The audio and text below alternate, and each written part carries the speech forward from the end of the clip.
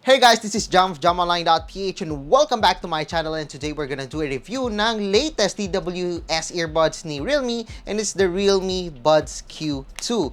So yan, ito po ang Realme Buds Q2. So what can we expect dito sa Realme Buds Q2? Well, first meron tayo ditong 10mm na dynamic bass boost drivers. So yes, we got here a pretty good bass dito sa ating Realme Buds Q2. Meron din tayo ditong 88 ms na latency for gaming. We all know that latency is essential sa ating mga earbuds, especially when we're playing games. And of course, we got here a lightweight design, an IPX4 water resistance, and of course, meron tayong bagong design and a lightweight comfort. So this one comes with a Bluetooth 5.0 din, so mas maganda yung ating connection. So I've downloaded the Realme Link application. I have the Realme Link application on my Realme X50 Pro. So I've connected it to this smartphone, and mamaya pag-uusapan naman natin yung mga features na ma-expect natin dito. But before we get down to the review, tingnan muna natin kung ano ba meron sa loob ng box ng smartphone na to. Before natin alamin kung ano ba meron dito sa Realme Buds Q2, alamin muna natin kung ano ba nasa loob ng box na to. So, time to unbox the Realme Buds Q2. So as you can see in here, we got here the nice box. We got here the main features, 20-hour long-lasting battery life, the 10mm large bass boost driver, and a 10 minutes charge for 120 minutes playback. So, time to unbox this one. So as you can see in here, we got here the Realme Buds Q2. There we go, in this plastic light blue color. I do like the design of this one. Of course, we got here the user guide for the Realme Buds Q2, the different tips that we can use for the Realme Buds Q2, and of course, the charging cable, which is a micro USB port to USB-A port. As you can see in here, we got here a simple rounded design on the Realme Buds Q2. Roundy yung ating design dito, and yet this one is really light, which means that this is also very portable, so wala akong magiging problema when I'm planning on bringing this one anywhere. First, let's talk about the case. So as you can see in this one, we got here the LED dito. You can open this one. Very nice, and hindi siya ganong meron resistance. Sa likod, you can see in here the micro USB port, so we can charge this case. And of course, madali na mailagay dito ang ating buds. Right? Left. See, we got here the two ports for the charging ng ating Realme Buds Q2. So as you can see in here, we got here yung parang circle na glossy plastic dito. This is meant for the control or input natin dito sa Realme Buds Q2. We also got here a very light design. There's the in-ear na pwede natin paltan yung tips if I wanted to, kaya tayo included na tips. And of course, we got here yung mga contact points para sa ating charging dito sa Realme Buds Q2. And in case malito kayo, we got here the R, which means that this one is for your right ear. So there's a hole dito. I believe this one is for the microphone, so you can have better microphone pag nasa calls kayo and other stuff.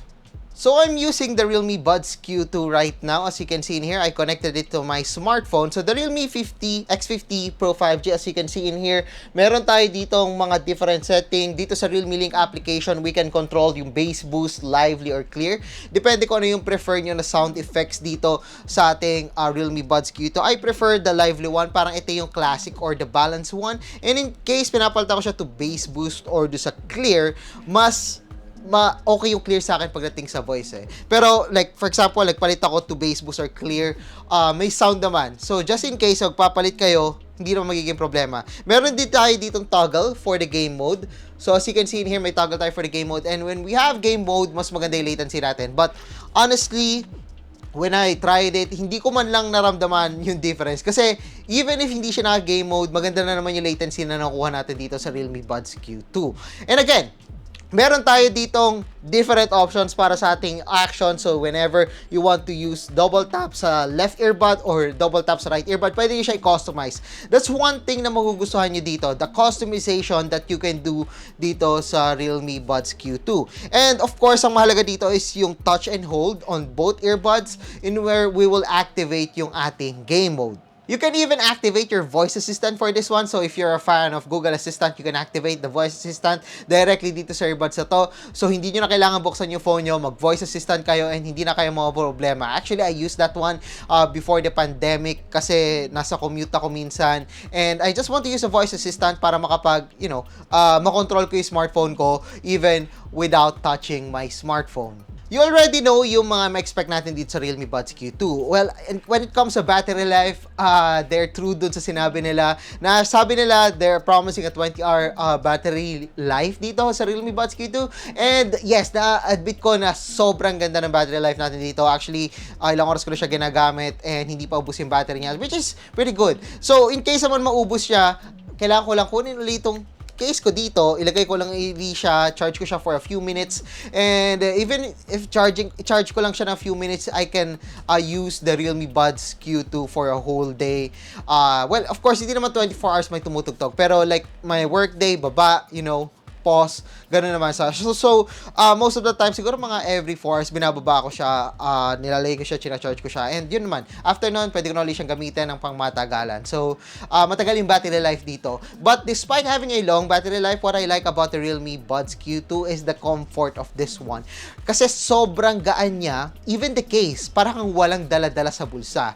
So, kung hindi mo nga siya makakapa sa bulsa nyo, baka makalimutan nyo na dala-dala siya. Sobrang gaan ng Realme Buds Q2, not just the case, but also the earbud. So, minsan, hindi mo mararamdaman na suot mo pala siya. Pero mabibingi ka kasi maganda yung isolation natin ng audio dito. So, in case may narinig kayong tren or jeep or whatever, wala tayong ANC dito, but the isolation ng noise natin dito talaga natatakloban. Maganda. Actually, medyo malakas nga yung boses ko. Kasi medyo hindi ko narinig yung boses ko kasi nakagamit tayo ng earbuds Q2 dito. And what I like about it is that pag nagko-commute kayo, pag nasa labas kayo during the pandemic, sabihin natin, kailangan nyo pa rin pumasok. When you have this one, mas tahimik yung pakiramdam nyo. And for its price, this one does a pretty good job dito sa performance ng Realme Buds Q2. As for the dynamic boost driver, yes, maganda yung bass natin dito, especially when I use yung ating bass boost plus dito sa ating application. And when we have that, sobrang ramdam mo yung bass. May punch talaga yung bass pag nakikinig ako dito, even on Spotify or YouTube or ano bang video pinapanood ko. So, ramdam ko yung boost talaga sa bass sa smartphone na to. When of course, meron tayo dito yung clear mode, mas malinaw siya sa voice, which is great for calls, especially sa mga work from home jam, lagi nasa sa school or nasa office pero nagtrabaho sa bahay, they need the earphones. Mas maganda yung boses doon, but it's not the best one pag nakikinig kayo ng music. So, you have to choose yung either bass boost plus or the lively mode para sa sound effects in case you're watching videos or listening to music. And for the connection, hindi ako nagka-problema because this one comes with Bluetooth 5.0. And in my experience, maganda yung connection natin. Hindi ako nagkameron ng putol na connection. Even if I leave my phone dito, connected pa rin ako kahit pumunta ako sa kitchen, which is like 5 meters, 6 meters away dito. Which is pretty good kasi minsan nasa call ako sa desktop ko or nandito yung phone ko or whatever. Nalalapag ko doon. Pag may call ako, ayoko maputol eh. Kung wala ako ng tubig, ayoko maputol yon. So, it's great na may ganun tayong feature dito na Bluetooth 5.0. And of course, meron tayo ditong, again, the intelligent touch control. Meron tayo ditong circle dito. It's plastic, yes. Sabi ko nga kanina doon sa ating unboxing. And pwede ko na makontrol yung ating device dito. End call or answer call. Sobrang dali gamitin itong Realme Buds Q2. As for the pricing, the Realme Buds Q2 is priced at 1,290 pesos, which is really affordable. And for its price, I am really happy dito sa Realme Buds Q2. And I'm pretty sure that if you're gonna buy this one, magiging happy din kayo sa performance niya and sa features na makukuha natin dito sa Realme Buds Q2. It's good, it's comfortable, it's stylish, and the noise cancelling dito for microphone and everything was pretty good. So for whether you want it for calls, for music, or whatever, this one does a pretty good job pagdating sa kanyang presyo. So I guess that's it dito sa ating unboxing and review ng Realme Buds Q2. So if you like this video, don't forget to give us thumbs up. And of course, don't forget to subscribe to our channel and be sure to click that subscribe button along with that bell button to get notified of our latest videos here dito sa ating YouTube channel.